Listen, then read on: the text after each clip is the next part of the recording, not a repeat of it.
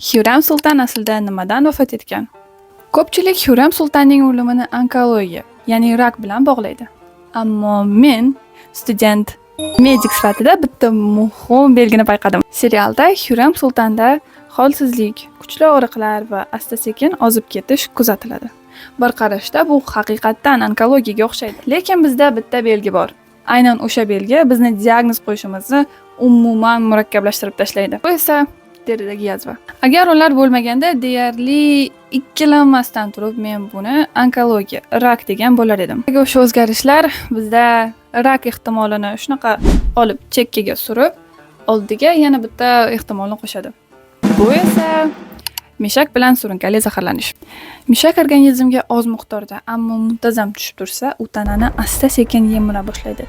Natijada odamda kuchli holsizlik, ozib ketish, tanadagi har xil og'riqlar va eng muhimi, mana shunaqa terida yazvalarni paydo qiladi. Qo'shimchasiga o'sha davrda saroydagi fitnalar, intrigalar, zaharlashlar tarixda ham, serialda ham ko'p berilgan. Shuning uchun bu teoriyani prosta chekkaga surib qo'ya olmaymiz. Albatta bu teoriyalarning kamchiligi bor, chunki serialda bizga to'liq klinika ko'rsatilmagan, faqatgina bir nechta simptomlar ko'rsatilgan. Shuning uchun aniq bir diagnozni qo'yishning iloji yo'q. Shunday ekan, faqat tibbiy belgilarni hisobga olsak, bizda eng katta ehtimol bu rak bo'lib qolaveradi. Ammo oldiga teridagi yazvalar va saroydagi intrigalarni qo'shsak, bizda surunkali mishak bilan zaharlanish birinchi o'ringa chiqib oladi.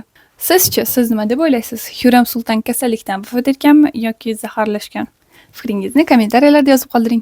Agar shunday tibbiy tahlillar sizga qiziq bo'lsa, keyingi videolarda boshqa personajlarni ham tahlil qilib chiqamiz. Masalan, Sulton Sulaymon.